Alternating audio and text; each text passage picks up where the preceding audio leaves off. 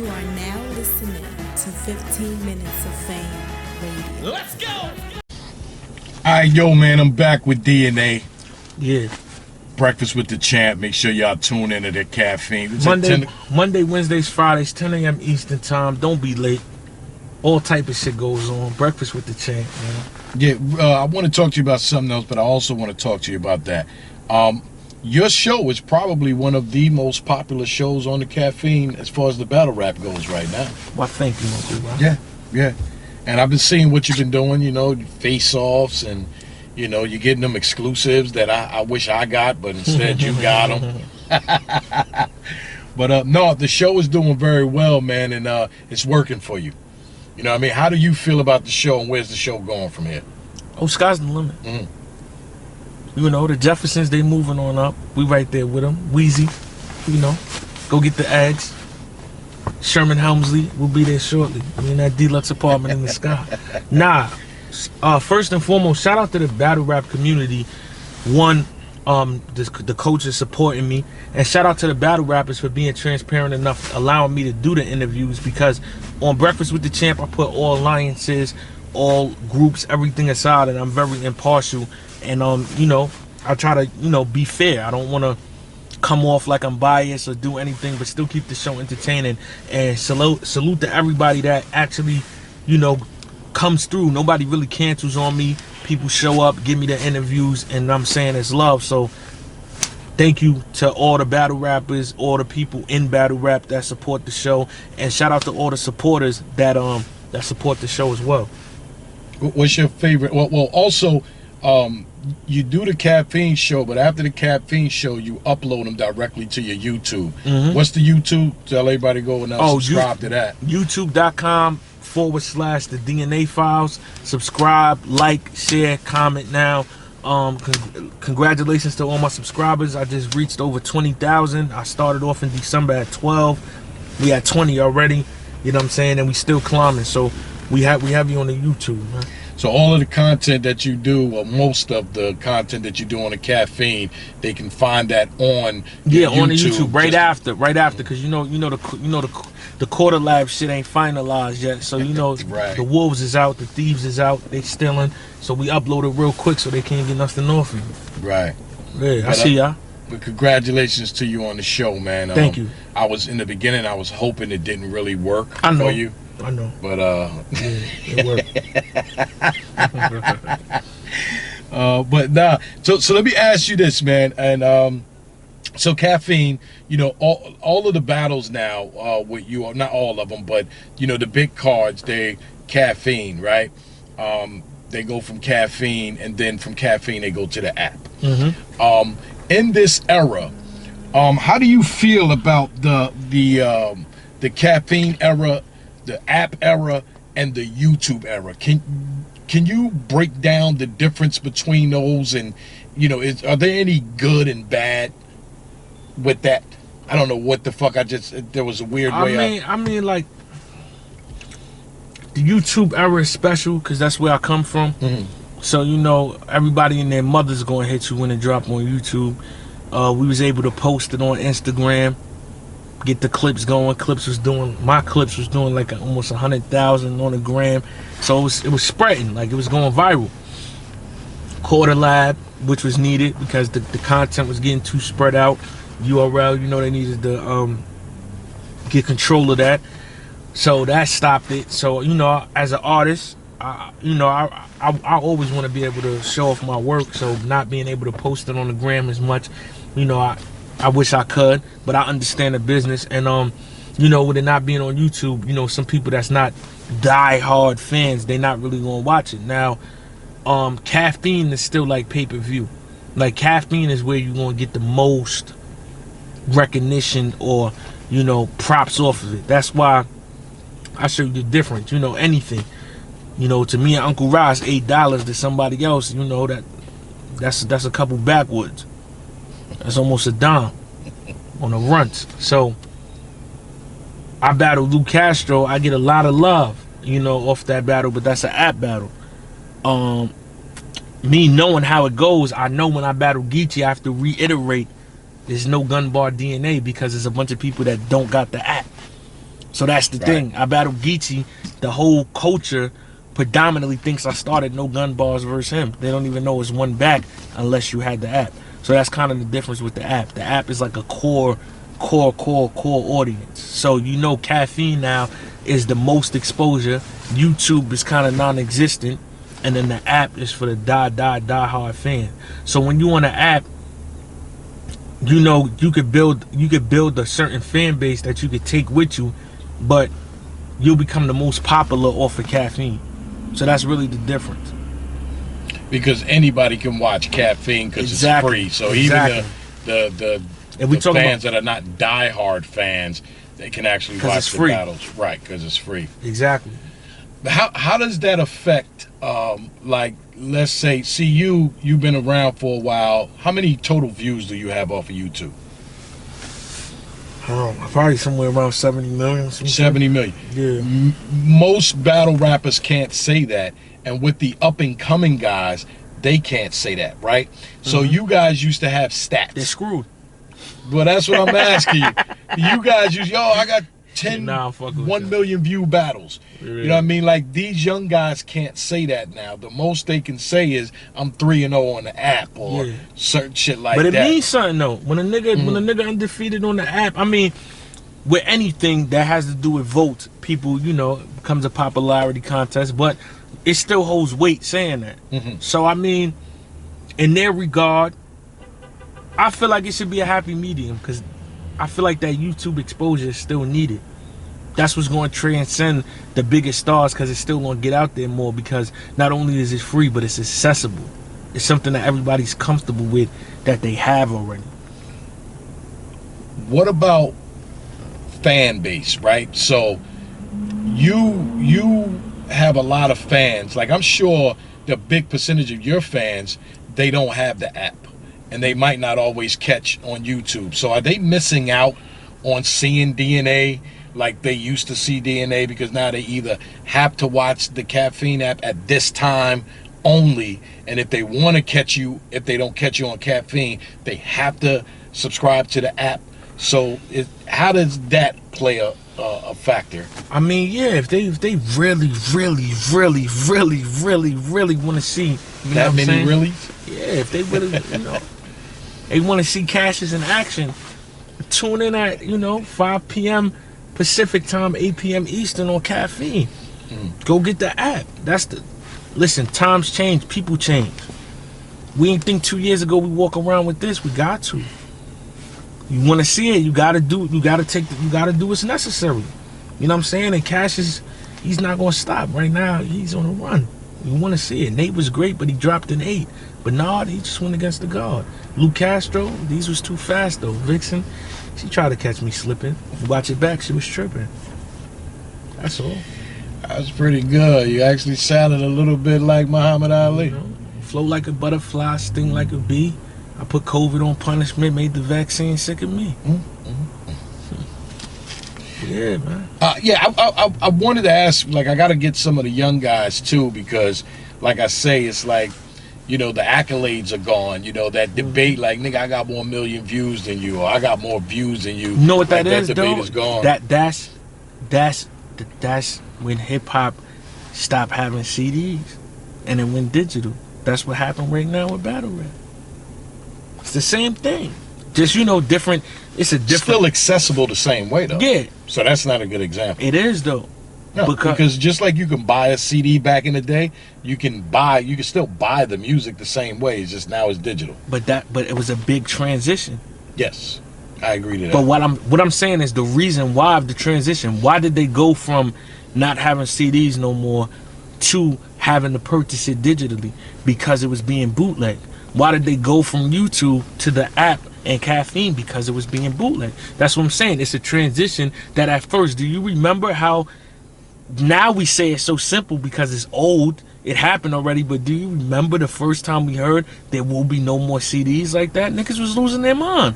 I was like, damn, I can't buy his album. And still, we bug out now if we see a nigga trying to sell you a CD. Yeah, like, nigga, yo, what the fuck is you doing? CDs? So I'm saying that in regards of even the internet is evolving. It went from YouTube to now it's a specific app for this content. And a lot of people on YouTube is still bugged out on that. Like, why are they changing? Like, they can't get over that.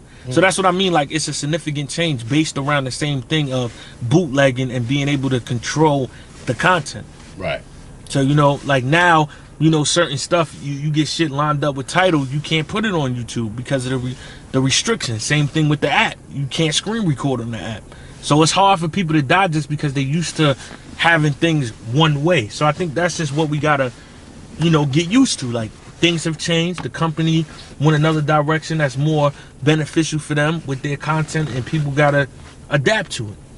There's two sides to every coin, because again, you want URL to continue success. You know, you want them to always make money, and you know, and to keep getting bigger, you know, for the culture. And then that other side of the coin is the newer guys not getting the exposure that you guys got on your come up. But like you said, time changes, thing changes. Yeah, shit has to change. So yeah, okay. That was pretty good. What was your name again? Cassius. Cassius. Yeah. Go watch One Night in Miami. It's on Amazon Prime. Go watch The Judas and the Black Messiah. It's on HBO Max. Did you see The Judas and the Messiah? Of course, I seen it. Really good? Very, very, very good. I didn't see it, but I saw the advertisement for it, and I said I'm on it. Very, very good. Yeah, I gotta watch it. Very good, very needed. Like, I don't know if you got time. That's another conversation we gotta have, man. What's that conversation? That conversation is our community wants to feel entitled. That's the problem. What I mean by that, right, is I see the movie come out, right, and I'll be the first. This is what people that get it love about me, but this is what some people don't like about me, because I'm transparent, right? You have a bunch of people right now say, oh, it took DNA all this time to figure out that we didn't want to hear him talk about guns. No, I didn't stop talking about guns for you. I stopped talking about guns for me. So the problem, what I mean is, you'll have motherfuckers criticize you about so-called just finding yourself, and guess what? On earth, it's a lot of niggas that never find themselves. So what I mean by that is, people downplay change no matter when it comes, because they just can't accept change. You got people that see this movie come out. This is a great movie for people that's not educated. I didn't know nothing about Fred Hampton but the name, and that he was associated with a Black Panther. But now you have people violate you because you just got in tuned with it on the movie and say, well, where were you at? Why weren't you in tune? Oh, you didn't know about this? Why does it matter? It's never, you're supposed to learn something new every day you on this motherfucking earth. So it doesn't matter if the movie's the way you learned it. Be happy that now it's something that's out for somebody to learn it. This is why we set back. So I say all that Especially to say, a lot of young kids, that this isn't written in our history books.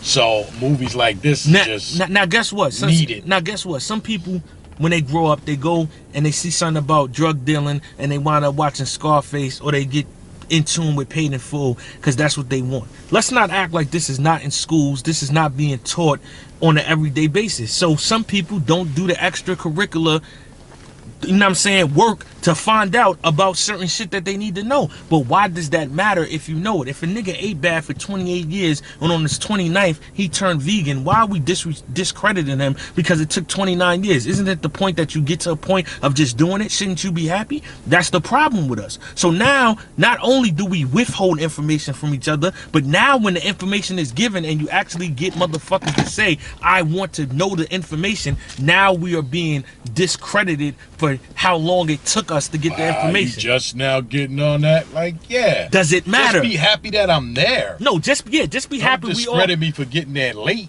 Just be happy that we all got to a space now when something like that can come out and it can be received and people don't brush it off and say this is a history lesson. We have reached that level, I feel like, in the world where now when shit like that comes out, you see people go out, rest in peace to Chadwick Boseman, people run out to see Black Panther. Fuck if they knew about it before. Fuck if it's 42 or Jackie Robinson movie, yeah. And then the other movie, Frederick Douglass movie. Yeah, Frederick Douglass movie. Fuck if people knew about it before. Be happy that we got a climate to where because we need that.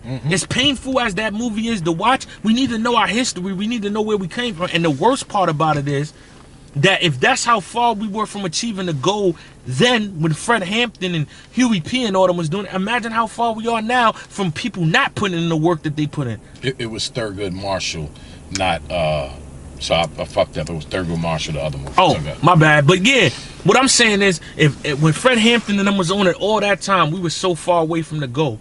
Can you imagine how far we are away from the goal now? Rain said that to me on a phone conversation after I watched the movie, and I said, "Wow, we've been distracted that many years that we was far back as hell then. Now you can forget about it. We got this, and I'm part of that. Glued into this." They only tell us about the negative shit that happened to us back in the day. They never tell us about the come-ups and the changes that other people made. Yeah, but you know what the problem is? It starts same stories over and over. But the problem is it starts with us. Yes. You see what I'm saying? Mm-hmm. Like what it showed me when I went from the DNA I was to being a no gun bar DNA. In my mind, I told Don Marino this. He didn't believe me. I said, "Yo, it's gonna be people that hate on me for doing this." He said, "How? If that was the biggest complaint?" I said, "Because now somebody wants you to change, then when you change, they don't want to see the change. So now you got niggas telling me how long I took. I never knew I was on your time. I never knew I lived to change when you wanted me to. The whole fact is you see the evolve. You see the evolution. No matter how long it took, it got there. And it got there on my own time. You know what I'm saying? The nigga Verb told me I still don't drive. I do that on my own time. No disrespect. I fuck with him. That's my man.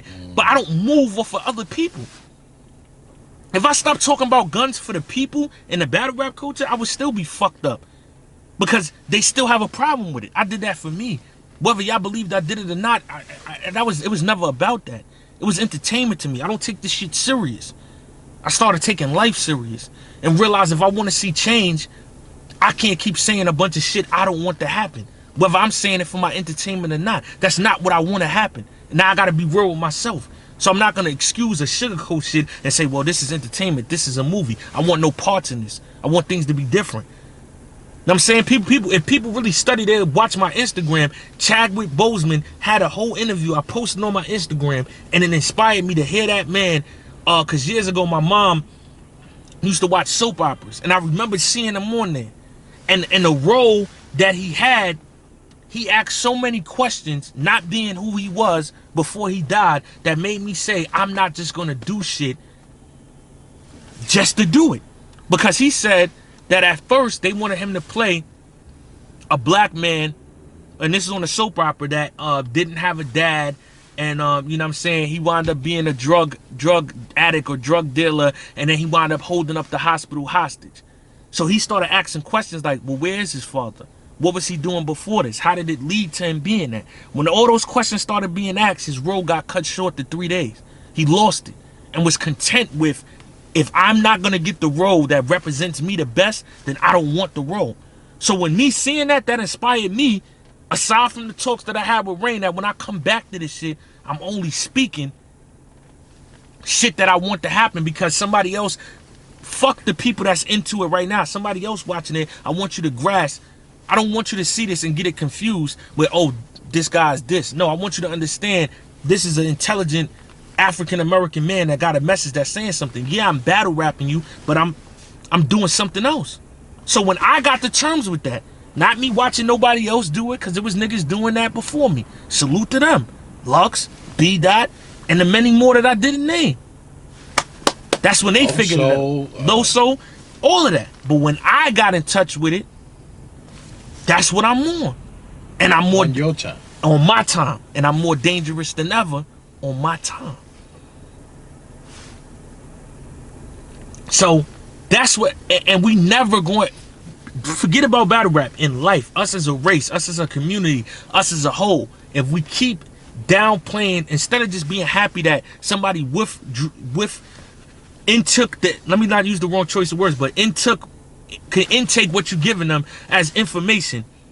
Fuck how long it takes for them to get it. Fuck how long it took for them to change. Just be happy that they did it or that they want to. That's the place we got to get to, because we let ego. Ego is the most dangerous thing. Ego is the reason why people get killed and die every day. It's the most dangerous thing is your ego. Get that shit in check. I talk to that nigga every day. Ego and pride is most people No, but Uncle fucking Rod, down for. I holler at that nigga every day. You got a long way to go, sir. Get in check. Because that's the don't feel yourself, because that's the problem. Niggas know a little something, instead of trying to give it out to somebody else, they withhold it. I got it. I'm smarter than them. I'm one up. But instead of realizing the more people that got that and got the one up, now we all up. When you feel like you just got it, you can't change the world. Never been one. It's a whole thing. So I want to spread that, this person, that person, this person, that person, that one, that one. And then we're going to get somewhere. Until then, we just going to have the crab in the bucket mentality. I'll tell you one thing, I ain't going to be in the bucket, man. I'm out the bucket, bro. I'm out of there, man. Get money and drink water, man. I was Cashes. in the bucket. I crawled out that motherfucker, and I'm trying to, do what I do. And then sometimes I try to help motherfuckers that's still in that bucket, try to get them out too. Yeah, so, sometimes you can't too much, because the claws get you. You want to start going down. Pull your ass right back in there. I'm going down there. But one thing I tell these niggas right now, Uncle Rod, and it's scary for a lot of niggas, man. They don't understand that I'm dangerous right now, man. You've always been dangerous. No, but I'm more so. You know why? I'm gonna tell you why, Uncle Rod. Because now I know I am. I know I am. Before it was they saying it, I kind of believe it. I hear it. And now you know you don't have to use gun bars and still win a battle. But not even that. See, that's what you do. You always do. Yeah, because it's not. You know why? Because in my mind, that's the surface. I'm talking about in general. When the people that's watching this that know, when you tap into whatever it is that you tap into the universe, you're untouchable. Sometimes it's not forever. Sometimes it's just a spurt. Sometimes it goes away. Sometimes you can never catch it back. But right now, while that's here,